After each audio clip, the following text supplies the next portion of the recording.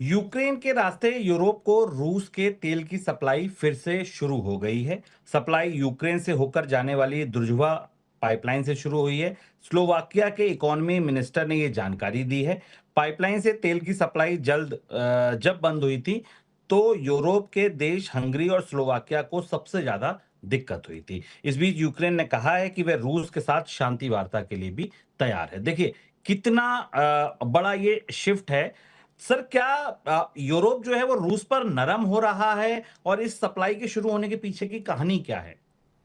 ये बेहद दिलचस्प और कॉम्प्लिकेटेड कहानी। इसमें तीन चार करेक्टर हैं। पहला करेक्टर है, इसको पकड़िए, यूक्रेन। दूसरा करेक्टर है हंगरी।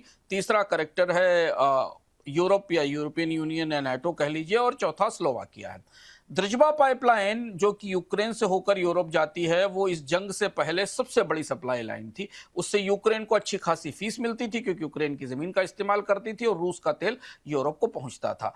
2022 में इस पर हमला हुआ, ड्रोन के हमले से यह ध्वस्त हुई और इसे रोक दिया गया।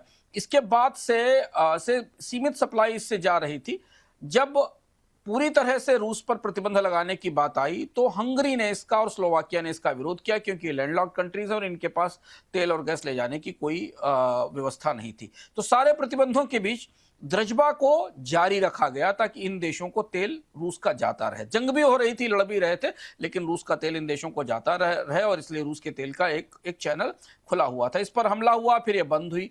अब जो ताजा मामला आया वो कहां से आया, और जहां से आप भविष्य में रूस और यूक्रेन के बीच शांति की अगर कोई संभावना बनती दिखती है, तो उसके सूत्र पकड़ सकते हैं। हालांकि कितनी संभावना होगी ये देखना होगा। वो यहां से आता है कि यूरोपियन यूनियन यूक्रेन को जंग के ध्वस्त होने से, जंग के कारण जो नुकसान हुआ, उसके पुनर्निर्माण के लिए एक 90 बिलियन यूरो का फाइनेंशियल असिस्टेंस पैकेज देना चाहता है, जिससे कि यूक्रेन का पुनर्निर्माण हो सके। उस पैकेज को वीटो कर दिया हंगरी ने। हंगरी ने कहा कि जब तक द्रजबा शुरू नहीं होगी पूरी तरह से, जो आधी बंद है, और रूस का तेल आने की गारंटी नहीं होगी, तब तक ये पैकेज यूक्रेन को नहीं दिया जाएगा। हंगरी का वो दबाव है, हंगरी का वीटो काम आया। यूक्रेन ने इसकी रिपेयरिंग की।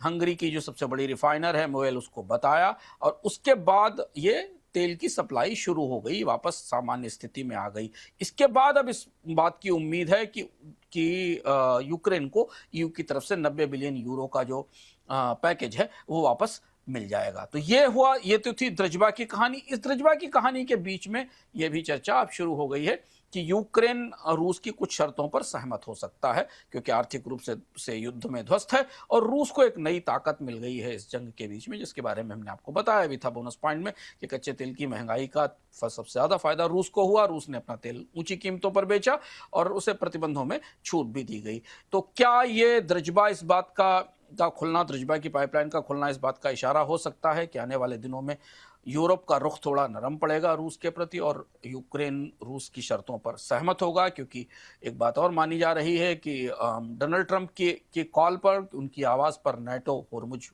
नहीं पहुंचा, और ईरान के सामने नहीं खड़ा हुआ। तो हो सकता है डोनाल्ड ट्रंप नाटो बनाम रशिया या यूरोप बनाम रशिया की जंग में या आगे विवाद से अपने आप को पीछे खींच लें। अगर ऐसा होता है तो रूस और यूक्रेन के बीच सहमति बनेगी। ऐसी स्थिति में यूक्रेन को अपना एक हिस्सा जो रूस ने दब कब्जा कर रखा है, जीत लिया है, उसे गंवाना पड़ सकता है। पर यह महत्वपूर्ण घटनाक्रम है। इस घटनाक्रम के साथ वापस रूस की एनर्जी दुनिया की अर्थव्यवस्था की और कूटनीति के केंद्र में आ गई है। सर, एक चलते चलते अपडेट पश्चिम एशिया संकट पर भी ले लेते हैं, क्योंकि कमोवेश अभी तस्वीर वही है जो बीते 24 घंटे में, हम पिछले 24 घंटे पहले हमने अपने बोनस पॉइंट में डिस्कस की थी। अमेरिका की घेराबंदी अभी जस की तस है, हमले चल रहे हैं, बातचीत होगी या नहीं होगी इस पर अनिश्चितता ही है। ताजा अपडेट क्या है सर वहां का? डोनाल्ड ट्रंप ने सेंटकॉम के जरिए, जो सेंट्रल कमांड सेंटर है जो कतर से काम करता है, उसको जो निर्देश दिए हैं ब्लॉकेड के, वो बेहद महत्वपूर्ण है, उसको समझना जरूरी है। ब्लॉकेड में उन जहाजों को बिल्कुल नहीं रोका जा रहा है जो होर्मुज के रास्ते बाकी देशों की तरफ जाते हैं, यानी कतर में या कुवैत में जाते हैं। सिर्फ वही जहाज रोके जा रहे हैं जो ईरान जा रहे हैं। और यहां से अमेरिका ने ईरान की आर्थिक क्षमता को टेस्ट करना शुरू कर दिया है।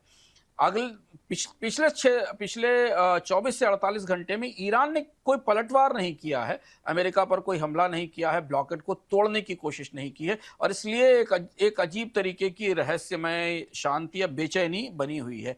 ईरान कितने लंबे समय तक इस ब्लॉकेट को बर्दाश्त कर सकता है, जो क्योंकि उसके तेल का निर्यात और बाकी सामान का निर्यात रुक रहा है, आयात रुक रहा है। हालांकि चीन को लेकर तस्वीर बहुत साफ नहीं है, माना जा रहा है कि चीन के टैंकरों को आने जाने की छूट दी जा रही है, लेकिन अगले 72 घंटे महत्वपूर्ण है।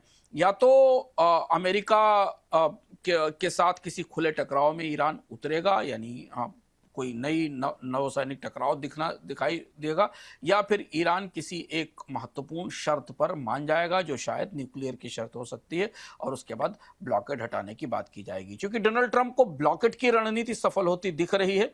उन्हें पता है कि ईरान की आर्थिक स्थिति इतनी लंबे समय तक इस ब्लॉकेड को बर्दाश्त करने की नहीं है, तो कहीं ना कहीं ईरान दबाव में आता दिखाई देगा। युद्ध प्रत्यक्ष रूप से युद्ध नहीं हो रहा है। और दूसरी बात जो हमने कल आपसे कही थी, इस ब्लॉकेड से को मध्य पूर्व के देश भी थोड़ा परोक्ष रूप से समर्थन के तौर पर मान रहे हैं, क्योंकि उनको डर लग रहा है कि होर्मुज पर अगर ईरान का नियंत्रण स्थायी रूप से स्थापित हो गया, तो फिर ये मॉडल आगे भी आता बढ़ता हुआ दिखाई देगा।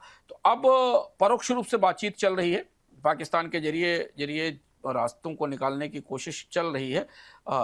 अस्थिरता, अनिश्चितता है अगले 72 घंटे तक। अगर कोई टकराव नहीं होता है, अगर ईरान कोई पलटवार नहीं करता है, तो हम ये मान सकते हैं कि धीमे धीमे दोनों देशों के बीच में बातचीत की एक और गुंजाइश बनती दिखाई देगी। लेकिन अभी यथा स्थिति है वैसी ही स्थिति बनी हुई है, और होर्मुज से ज़्यादातर जहाज़ों का आना जाना बंद है। और इसलिए दुनिया के तमाम देश अब मध्यम अवधि के लिए, मीडियम टर्म के लिए अगले 2-3 महीनों में फर्टिलाइजर की, LNG की, केमिकल्स की किल्लत से निपटने की तैयारी करने लगे हैं, जो हमने आज फर्टिलाइजर के मामले में भारत में देखा है।